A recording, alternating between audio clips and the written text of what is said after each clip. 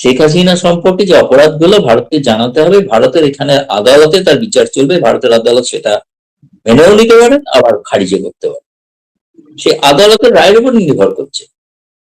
সুতরাং অবস্থার কোনো প্রথম দিন থেকে শেখ হাসিনা বিষয়ে ভারতের পররাষ্ট্র মন্ত্রণালয় যা বলেছেন তার থেকে এক চুলও কোনো নতুন কোনো শব্দ সংযুক্ত হয়, এটুকুই বলতে পারি। এখন বাংলাদেশের প্রতি বল, তাদেরই সিদ্ধান্ত নিতে হবে যে এরপরেও তারা আসবেন কি আসবেন।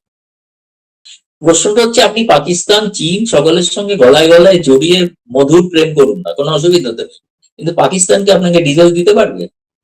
পাকিস্তান কি আপনাকে বিদ্যুৎ দিতে পারবে? আপনার ওখানে জিনিস কাঁচা আনাজের দাম বাড়লে সেটা কি পাকিস্তান দিতে পারবে? নিতে তো হবে ভারত থেকে। 400 টাকার উপরে কাঁচা মরিচের দাম ছিল, ভারত দেওয়ার পরে 100 টাকা হয়েছে, তাই না? এখন এটা তো মানে ভারত তো এক্ষেত্রে একটাই কারণে অব্যাহত রেখেছে, নিশ্চয়ই কারণ একটা বাণিজ্যিক স্বার্থ তো আছেই, সেটা অস্বীকার করা যাবে না, কিন্তু তার সঙ্গে বড় কথা হচ্ছে যে এটা তো মানুষের আলটিমেটলি লাভ হচ্ছে না। আপনি তো ভারতের কাঁচা মরিচ খাচ্ছেন, ভারতের ডিজেল পাচ্ছেন, ভারতের বিদ্যুৎ পাচ্ছেন, যে ভারতে শেখ হাসিনা বসে আছে। দর্শক শুভেচ্ছা জানাচ্ছি সবাইকে। আমি Atikur Rahman Purnia view YouTube channel এবং ফেসবুক পেজে আপনাদেরকে স্বাগত জানাই। পৃথিবীর যে যেখান থেকে আমাদের অনুষ্ঠান দেখছেন সবাইকে আমাদের আন্তরিক শুভকামনা রইল। আপনারা জানেন আমাদের অনুষ্ঠানে একজন সম্মানিত অতিথি থাকেন। আজকে আমাদের সেই সম্মানিত অতিথি আপনাদের কাঙ্ক্ষিত আলোচক এবং সবার পছন্দের মানুষ, বীর বাংলা পত্রিকা সাংবাদিক জনাব গৌতম লাহিড়ী, দিল্লি প্রেস ক্লাবের সাবেক সভাপতি, অল ইন্ডিয়া প্রেস ক্লাবের সাবেক সভাপতি। দাদা, আমি আলোচনা শুরু করতে চাই। বাংলাদেশের প্রধানমন্ত্রী তারেক রহমানের ভারত সফর কাঙ্ক্ষিত বলতে পারি বা প্রত্যাশিত বলতে পারি, অথবা যদি বলি যে ভারত আমন্ত্রণ দিয়ে রেখেছে এর আগে। তো সেই ক্ষেত্রে ভারতের পত্রপত্রিকা, বাংলাদেশের পত্রপত্রিকায় খবর যে বাংলাদেশের পক্ষ থেকে কঠিন শর্ত দেওয়া হয়েছে এই সফর অনুষ্ঠানের জন্য। আপনার কাছে আমরা এই বিষয়ে ভারতের কোনো প্রতিক্রিয়া পাইনি বা জানতে পারিনি, কোন ধরনের প্রতিক্রিয়া আছে কিনা এবং বিষয়টাকে আপনি কিভাবে ব্যাখ্যা করেন একটু আপনার কাছ থেকে জানতে চাই। জনাব গৌতম লাহিড়ী। ধন্যবাদ। আজকে পররাষ্ট্র মন্ত্রণালয়ের ব্রিফিং ছিল, ব্রিফিং এ স্বাভাবিকভাবেই সন্ধ্যেবেলা কিছুক্ষণ আগে হয়েছে, এই প্রশ্নটাই করা হয়েছিল যে বাংলাদেশের পররাষ্ট্র মন্ত্রণালয় থেকে যে শর্ত আরোপ করা হয়েছে প্রধানমন্ত্রী তারেক রহমানের সফরের বিষয়ে, সে বিষয়ে ভারত সরকারের মত কি। এবং পররাষ্ট্র মন্ত্রণালয় যে মন্তব্য করেছিলেন সেটা একদম কূটনৈতিক শিষ্টাচার বহির্ভূত একটা বিষয়। কোনো দেশের কোনো ডিপ্লোম্যাটিক সম্পর্ক কোনো শর্ত সাপেক্ষে হয় না। আপনি শর্তগুলো যখন আসবেন দেখা করবেন তখন তুলতে পারেন, কিন্তু তার আগেই শর্ত পূরণ হবে। ভারতের থেকে তো ভারত শর্ত চাইতে পারে অনেক কিছু, না শর্ত দিয়ে তো কোনো হয় না। এবং এই বিষয়টাতে আজকে পররাষ্ট্রের মুখপাত্র অত্যন্ত কূটনৈতিক শিষ্টাচার নিয়ে কোন রকম ক্রোধ প্রকাশ না করে, উষ্মা প্রকাশ না করে তিনি বলেছেন ভারত বাংলাদেশের সঙ্গে ইতিবাচক, পারস্পরের অভিন্ন স্বার্থ এবং পরস্পরের পরিপূরক একটা সম্পর্ক গড়তে চায়। এ ব্যাপারে ভারত আগ্রহী। ভারত চায় যে সেখানকার মানুষের যে প্রয়োজনীয় যেগুলো উন্নয়নমুখী প্রকল্প আছে সেগুলো দুদেশের আলোচনার মাধ্যমেই সেগুলো হোক। ভারত দ্বিতীয় শর্ত ছিল যে শেখ হাসিনা এবং হাদি হত্যাকারীকে প্রত্যাবর্তন। সেক্ষেত্রে তারা পুরনো যে কথা বলেছেন তার পুনরুক্তি করেছেন এবং বলেছেন নীতির কোনো পরিবর্তন হয়নি, যাতে আপনি আসুন বা না আসুন। সেটা হচ্ছে আসুন না আসুন এটা বলেননি, এটা আমি যোগ করছি। তিনি বলেছেন যে আমরা বলেছি তাদের রিকোয়েস্ট আমাদের কাছে আছে এবং ভারতের যেটা এস্টাবলিশড প্রসিডিওর, যেটা নিয়ম, সেই নিয়ম অনুসারে সেগুলো পর্যালোচনা করে দেখা হচ্ছে এবং যখন পর্যালোচনা শেষ হবে তখন উপযুক্ত সিদ্ধান্ত হবে। অর্থাৎ তিনি বলতে চাইছেন এরকম নয় যে কালকে চিঠি পাঠিয়েছি পরশু দিন ফেরত দিয়ে দাও, এটা তো হওয়া সম্ভব না। আরেকটা হচ্ছে কি, ইংরেজিতে খুব কঠিন শব্দ ব্যবহার করে বলেছে প্রভেন্সিভ, মানে কন্ডিউসিভ, অর্থাৎ অনুকূল পরিবেশ থাকতে হবে। অনুকূল পরিবেশটা বলতে তারা বুঝিয়েছেন শেখ হাসিনা যে 5ই আগস্ট যে প্রেস কনফারেন্স করেছিলেন তাতে বলা হয়েছে দুদেশের পরিবেশের দ্বিপাক্ষিক সম্পর্কের পরিবেশ বিষাক্ত হয়ে গেছে, ইংরেজি শব্দ ব্যবহার করেছিলেন ভিশিয়েট। তাতে আবার পুনরাবৃত্তি করে বলেছেন ভারত সরকার ওই প্রেস কনফারেন্সের বিষয়ে কিছুই জানে না এবং কোনো ব্যাপারে সে ব্যাপারে কোনো মত নেই, যে কথা আগে বলা হয়েছিল তারই পুনরুক্তি করেছে। তো ফলে এখন তারপরেও প্রশ্ন হয়েছিল তাহলে কি তারেক রহমান আসছেন, তখন বলা হয়েছে যে আমাদের দুটো নিমন্ত্রণ তাকে দেওয়া আছে, তিনি যখন সে ব্যাপারে সম্মতি দেবেন তখন আপনাদের সেটা জানানো হবে। এখনো পর্যন্ত সম্মতি দেননি। এটাও একটা পরে প্রশ্ন হয়েছিল, যেটা হচ্ছে যে আচ্ছা, দীনেশ ত্রিবেদী হাই কমিশনার গতকাল গভীর রাতে পররাষ্ট্রমন্ত্রী খলিলুর রহমানের সঙ্গে সাক্ষাৎ করলেন, সেখানে কি কোনো এই ভিজিটটা আবার রিভাইভ হওয়ার কোনো ব্যাপার হয়েছে, সেটা স্পষ্ট কোনো উত্তর দেননি। কিন্তু আকারে ইঙ্গিতে আমরা যেটা জানতে পেরেছি সেটা হচ্ছে বাংলাদেশের পররাষ্ট্র মন্ত্রণালয় সরকারের মধ্যে একটা প্রবল মতবিরোধ দেখা দিয়েছে। এইভাবে ভিজিটটাকে বাতিল করাটা একটা অংশ চাইছে না। বাংলাদেশ এখন যে ধরনের সমস্যা সংকটের মধ্যে আছে, সেই সংকট সুরাহা করতে পারে একমাত্র ভারত, যেটা পাকিস্তান বা চীন থেকে সুরাহা হবে না। আপনি কাঁচা মরিচই নেন, বিদ্যুৎই নেন, ডিজেলই নেন, সবটাই তো ভারত থেকে নিতে হবে। ভারতের এক একটা গণমাধ্যমে কেউ কেউ আজকে লিখেছে যে ভারতকে যেভাবে কার্যত অপমান করা হয়েছে, ভারতের উচিত সব বন্ধ করে দেওয়া। ডিজেলটা বলা উচিত আপনি পাকিস্তান থেকে, ভারত থেকে কেন দরকার নেই। দ্বিতীয়ত হচ্ছে যে কিন্তু সেই বিষয়ে পররাষ্ট্র মন্ত্রণালয় বলেনি, এটা গণমাধ্যমে লেখা হয়েছে। গণমাধ্যমে বাংলাদেশের পররাষ্ট্র মন্ত্রণালয়ের মন্তব্যকে অত্যন্ত কাঁচা কূটনীতিকদের একটা মন্তব্য বলে অনেকেই লিখছেন এখানে। এবং আমি জানি না, তার কিছু সম্পর্ক শুধরানোর জন্য বিএনপি থেকে একটা উদ্যোগ নেওয়া হয়েছে। তারা শুনেছি তারা একটা একটা আর্টিকেল দা হিন্দু পত্রিকার জন্য পাঠিয়েছেন, সেটা হয়তো আগামীকাল ছাপা হতে পারে, সেটা পড়লে জানা যাবে তাদের কি লিখছেন।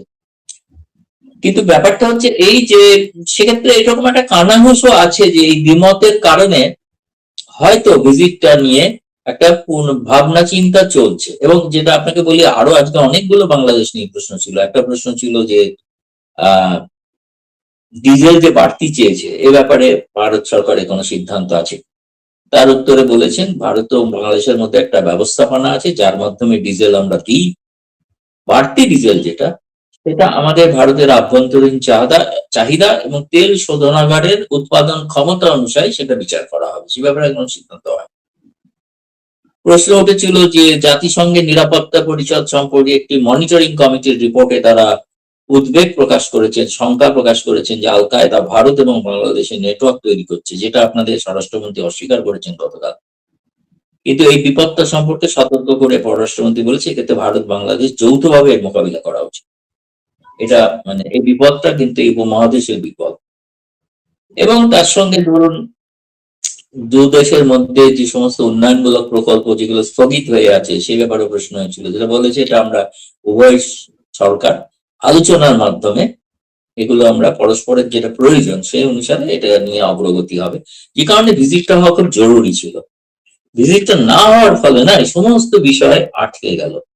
ভারতের লোকসান খুব কত কিছু নয়, কিন্তু সমস্ত বিষয়টা যে আটকে গেল, এই বিষয়টার জন্য তাদের একটা চিন্তা ভাবনা চলছে আমি জানি না। কিন্তু একটা কঠিন অবস্থা হচ্ছে, তারা যে শর্ত দিয়ে বসেছেন এটা পরিষ্কার যে ভারত ওই শর্ত মানছে না, আকার ইঙ্গিতে স্পষ্ট করে দেওয়া হয়েছে। ফলে এখন শর্ত না মেনে তাহলে তারেক রহমান আসবেন কি করে? তাহলে বলতে হয় যে শর্ত আপাতত আমরা প্রত্যাহার করছি, আমরা বা ভারতে গিয়ে এই কথাগুলোই বলবো। সে কথাগুলো তারা বলতে পারে, সে তো বলতেই পারতেন। যে কথাগুলো তারা প্রেস ব্রিফিং এ বলেছেন সেই কথাগুলো তারা এখানে এসে প্রধানমন্ত্রী নরেন্দ্র মোদীর কাছে উত্থাপন করতে পারতেন। সেটা না করে প্রকাশ্য প্রেস কনফারেন্স করে যে ধরনের শব্দ ব্যবহার করেছেন, শব্দটা অবাঞ্ছিত এবং কূটনৈতিক শিষ্টাচার বহির্ভূত শব্দ। এমন মতে অনেকে মজা করছেন, আসলে 17 বছর ক্ষমতা নেই তো সেখানে কূটনৈতিক শিষ্টাচার সেটা জানেন না, শেখেনি তারা, অনেকটা বিদেশি ছিলেন তো। দাদা এইসব মজা হচ্ছে এখানে। তবে আমি যেটা বলতে চাইছি সেটা এক কথায় না, তারেক রহমানের ভিজিট নিয়ে হয়তো বাংলাদেশে একটা পুনর্চিন্তা ভাবনা চলছে। সেটা কবে হবে আমি জানি না, কারণ পররাষ্ট্রমন্ত্রী তো খলিলুর রহমান আজকে কাতারে গেছেন, তিনি দুদিন পর ফিরবেন। ফেরার পর হয়তো একটা কোনো উচ্চ পর্যায়ের বৈঠকের পর সিদ্ধান্ত হতে পারে। দাদা ডিজেল নিয়ে যে আলাপ, এটা গত সপ্তাহে ভারত যা বলেছিল এই সপ্তাহে তাই বলছে যে তাদের চাহিদা এর বাইরে যে হাসিনা, হাদি, ডিজেল সব এক কথা, যেটা গত সপ্তাহে বলেছে। তার মানে আমরা যদি মানে এটা ওনারা আনুষ্ঠানিক ভাবে যেটুকু বলার প্রয়োজন বলতে পেরেছেন, আমরা যদি অনানুষ্ঠানিক বিশ্লেষণ আপনার কাছে জানতে চাই, এই কথাগুলোর মিনিং কি? তাহলে ভারত আগে যে অবস্থানে ছিল, মানে গত 2 বছর শেখ হাসিনা ইস্যু বলেন বা এই ইন্টারনেট দুই দেশের অন্যান্য যে ইস্যুগুলো আগে যে অবস্থান ছিল, ভারত কি তাহলে সে অবস্থানই বজায় রাখছে? একই অবস্থান আছে, অবস্থানে কোনো পরিবর্তন হয়নি। কারণ ভারত তো একটা নিয়ম এস্টাবলিশ নিয়ম অনুসারে চলে না।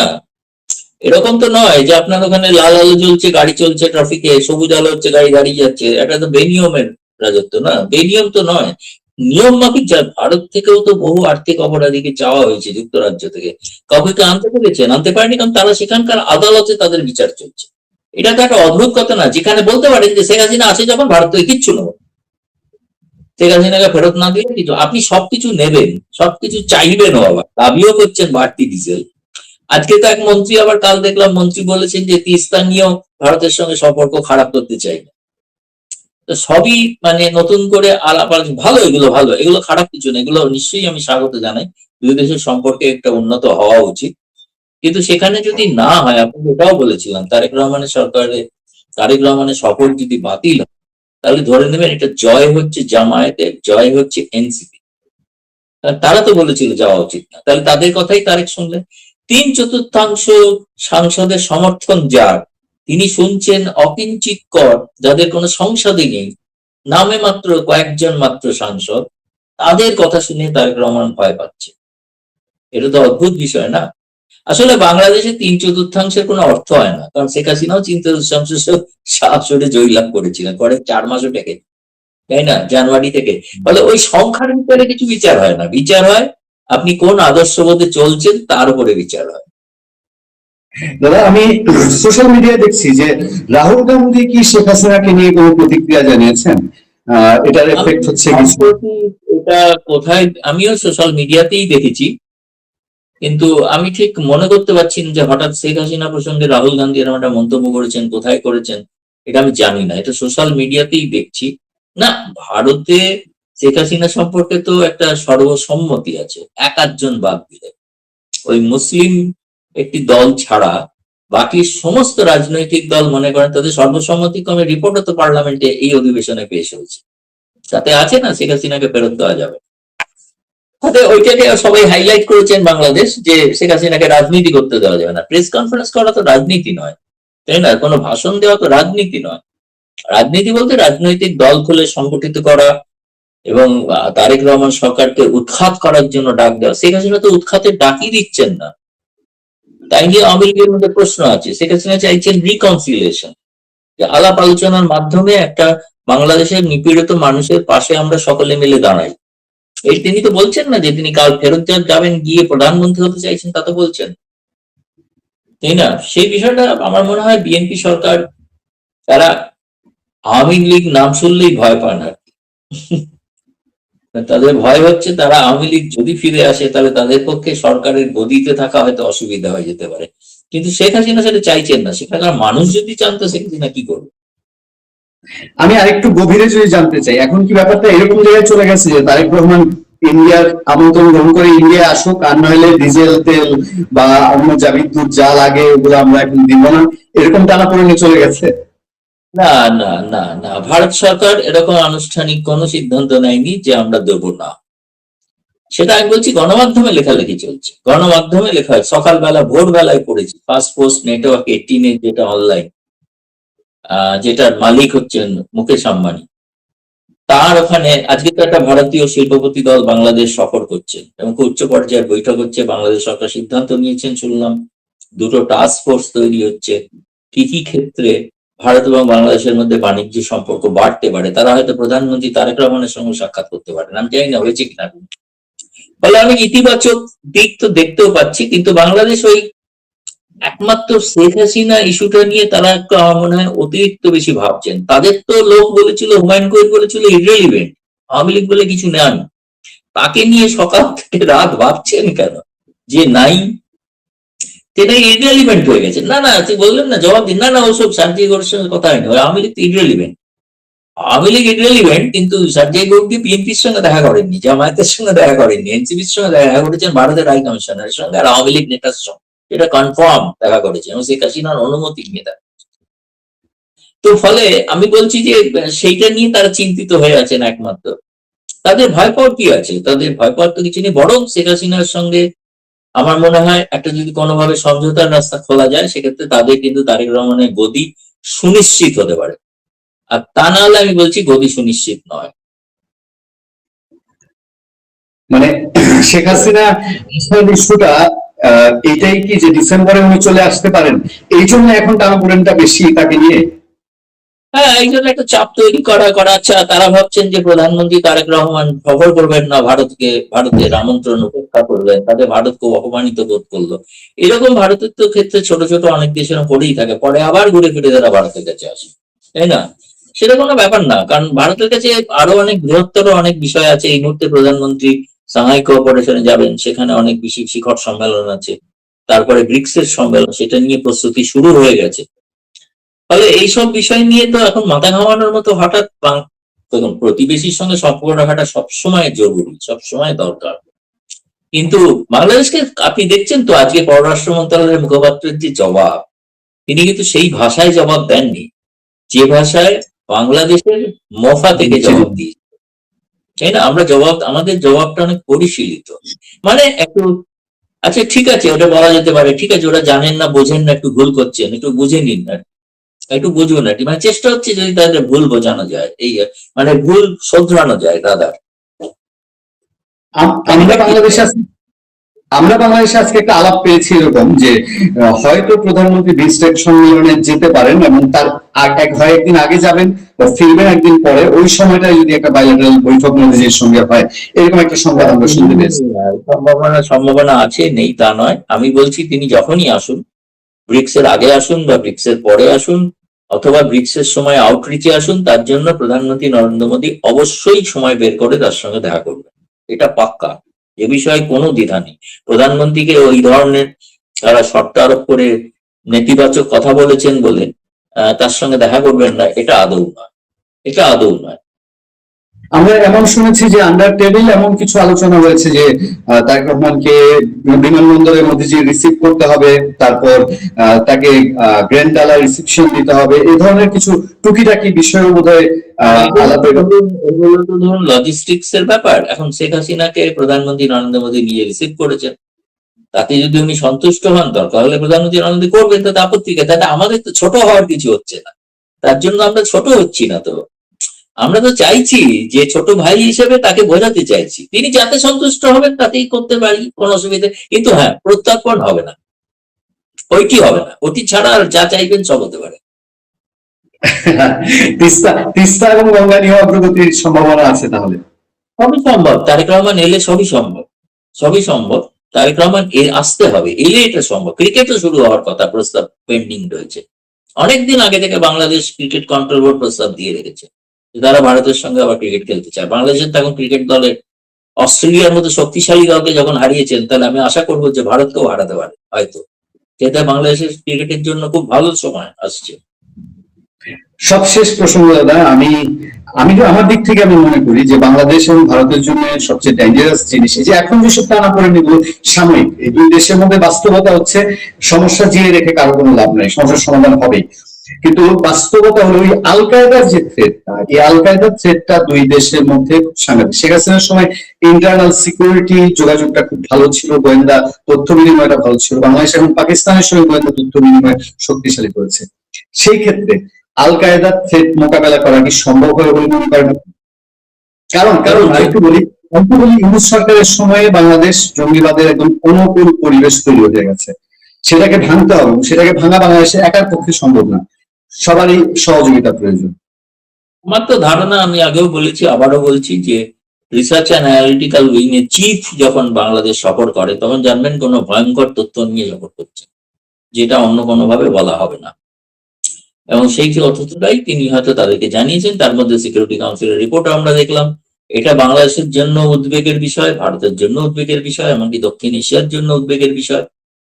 ফলে এই বিষয়টা যদি মানে উপেক্ষা করেন, তাহলে কিন্তু বিপদ হয়ে যাবে, অনেক বড় বিপদ হয়ে যাবে। সেই বিষয়টাকে সম্পর্কে সতর্ক থাকা জরুরি।